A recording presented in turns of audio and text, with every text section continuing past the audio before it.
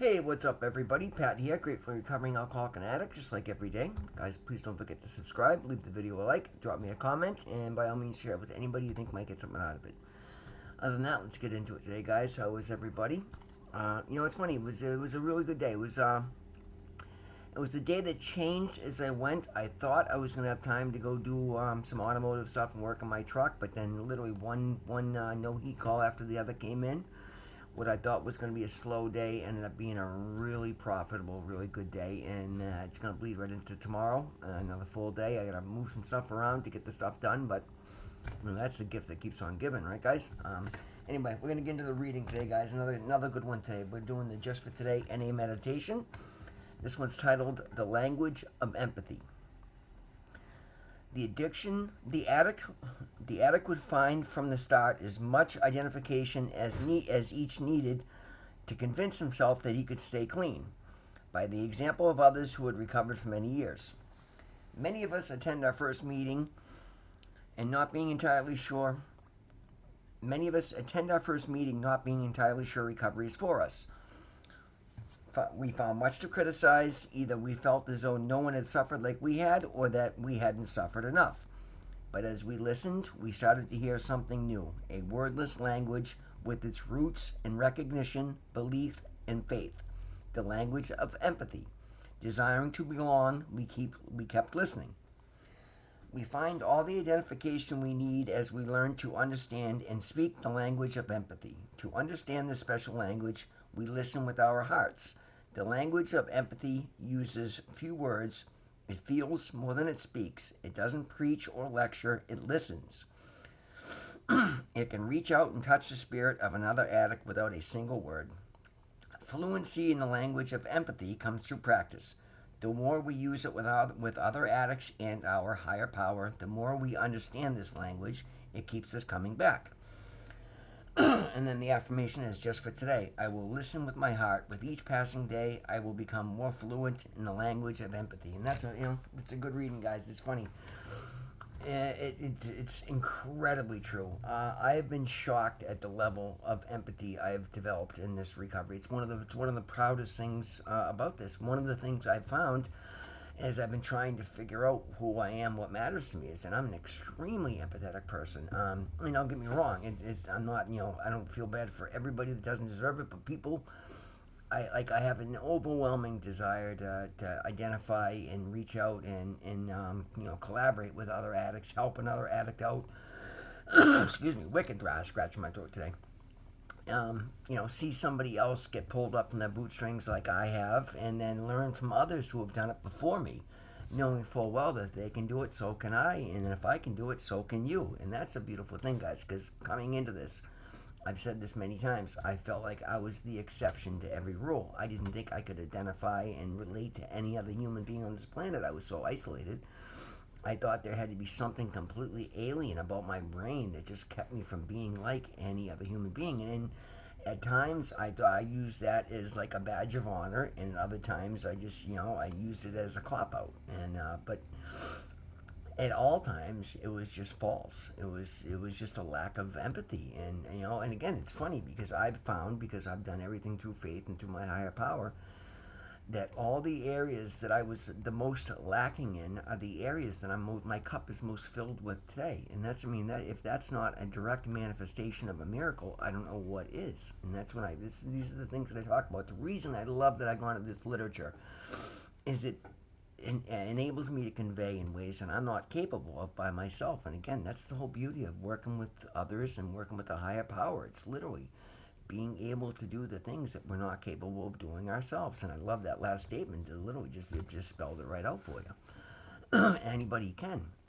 We learn from each other, right? But the thing, guys, when you start to understand how somebody else is feeling, their actions and your actions, and you can relate to theirs and they can relate to yours, and then they'll give definition to things in your life that you didn't really even realize were going on. Like myself, I'd ignored everything so much that I didn't know where to begin to look at how to look at things. So again, in the beginning, I sat back and I listened for once in my life, instead of trying to impress everybody with my overwhelming knowledge, thinking I knew everything there was to know, and I absolutely did not.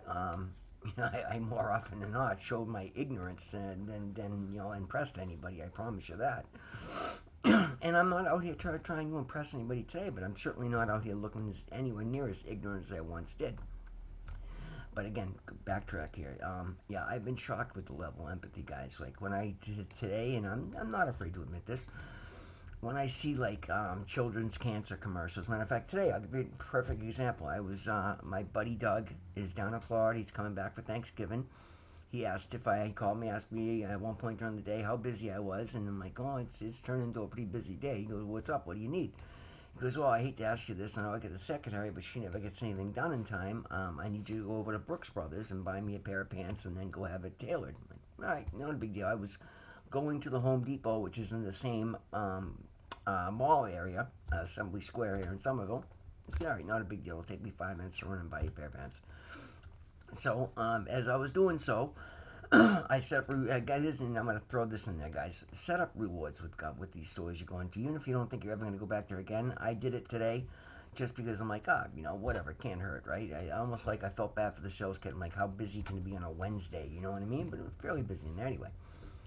I was buying a $148 pair of corduroys from my friend Doug, and of course he's going to reimburse me. And because I was willing to set up the rewards, guys, I ended up paying $77 for them. I literally got half off, so that's just a side note. But my point being, as I put my card in, oftentimes it come up, do you want to donate $1, this, that, the other? And it came up, would you like to donate $3 to St. Jude? And I'm like, absolutely. And I love that today, guys. I can do that today, right?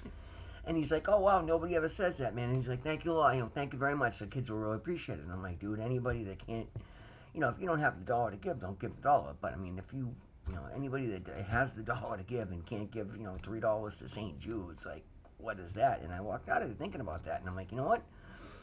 Maybe that's something I can do. Maybe during this holiday season, I can go over and look in to see what Boston Children's Hospital has going on as far as the kids that are sick and in the hospital. And I love that. Like, that instead of, I don't know, just that's where my brain goes today, guys. Like, I have empathy today.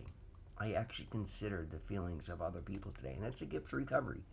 Even in my best days before this time around, that's just not where my thoughts would go. I've been debating on what I was going to do for Thanksgiving this year. Not sure what my family, because I do have my family back with me this year. But they're all married with children, and oftentimes they go to other family members. And I didn't want to, I didn't want to breach the subject and have any of them feel bad. But my brother Michael is making Thanksgiving dinner at his home, and he reached out to me today and said, hey, what are you doing for Thanksgiving? I said, I'm not sure, Mike. I might go to a soup kitchen and donate, or he goes, no. He goes, you haven't seen my new house yet. Why don't you come down and spend the day with us? So now I was thrilled. I'm having Thanksgiving dinner with my brother Michael. I haven't seen his kid. His kid's like 18 years old now. I haven't seen his child since he was 3 or 4. It's been 15, 16 years since I've seen his kid. So I'm excited for that. And anyway, side note. But yeah, so the whole thing with St. Jude's, like, I get to the point now, guys, like, I'm watching a video on YouTube, and when I see something that has to do with, like, abusing children, it's like, it chokes me up, guys. It means something to me. Like, I actually feel that, and it bothers me at a level that, like, I mean, I was never condone it, and I was like, people are horrible. But no, today I actually feel it. Like, it actually chokes me up. Like, I want to do something about that. And again, that's a gift. I'm saying that's a gift of recovery, guys. When you take these recovery programs to heart, when you do them to the best of your ability, when you develop a relationship with your higher power, call yours what you will, I call mine God, it will change the person you are for the better. And that's one thing I've noticed. One of the things I was doing today is I was doing a job for somebody, and they had passed me on to their landlord. So I was fixing something else at their house, and then she was going to pay me for the landlord and get reimbursed because I see her regularly. And I showed up at her restaurant, and her heat was out. So I got another job out of that, and I did the no heat call there. And then beyond that, they asked me to go back. 2 hours later, I got another call to go fix the heat at her apartment. And and she ended up paying me 3 different invoices today. So I gave her a break on the last one. And even though she's going to get reimbursed for it, she's willing to put, close to $1,000 out of her pocket, so that I don't have to chase somebody that I've never met before. And that was really kind of her. So, for doing so, I gave her a discount. And again, it wasn't necessary. She wasn't expecting that. But for once in my life, instead of just being like, "Oh, great, I got $1,000 cash without having to chase somebody down," I'm like, "No, you don't need to do that. I can send him a bill and he can send me a check. I don't need to get paid this moment." And being that she was kind enough, and again, I appreciated that, so I give her a break out of it. But again, my first thought isn't let me get as much money in my hand as possible. I have empathy for people, and I'm thinking, how, she's working a breakfast restaurant in the morning and helping her kid get a pizza place off the ground at night. Like, does this woman really have $1,000 cash to be shelling out to me? And, again, so I let her know, like, I don't need to get paid this right now. I don't want to put you out. But again, these are gifts of recovery. This is me being a better person than I've ever been. And the fact is, like, I can do that today because I've been doing these things all along. And that's a beautiful thing.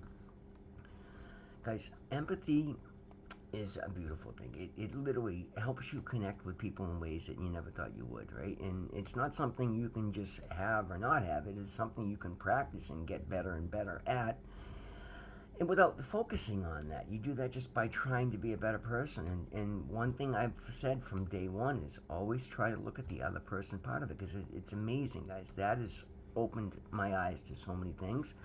Rather than just thinking everybody that doesn't agree with me is an ignorant, douchebag or, whatever, I try to consider, like, when somebody comes at me sideways, we'll say, instead of just trying to fight back and put them in their place and feeling I need to, I gotta get, I'm being disrespected, I gotta show them, I stop and I consider, where's this coming from? Did I do something to deserve this? If I did, I'll stop and say, listen, I get it. I know you're mad at me for this. Let me apologize. Let's make this right.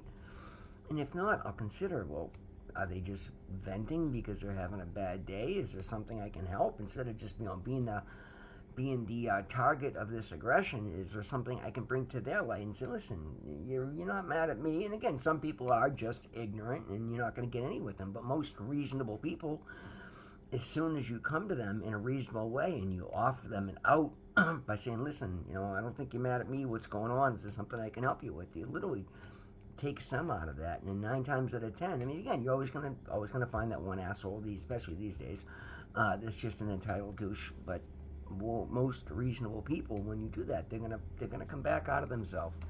You're gonna stop a situation from getting worse, and then when you do, that's something you end up bonding over. That's certainly what I found, guys. So many times the people that I think I'm inadvertently or subconsciously stereotyping, and then I catch them coming at me sideways, and my first reaction is just to, I could level this person, not physically, but even verbally or mentally or emotionally.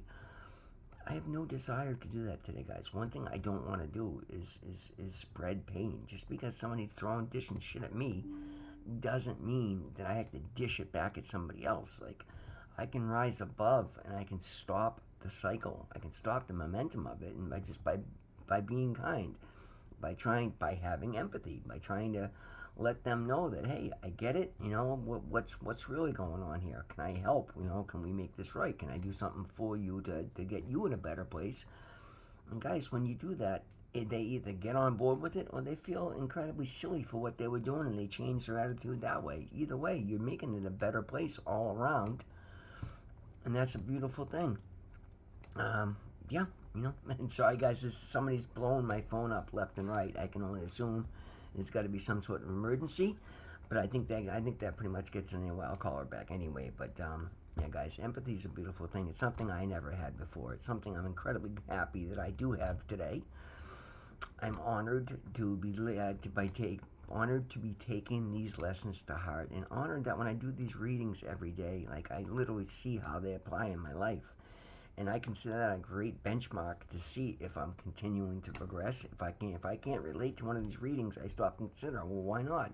Am I missing something in my recovery program? Is there something I can add to my recovery program to make things go better? Guys, that's the video for today. Thank you so very much for being here. Always remember, God loves you. I love you. We'll see you in the next one.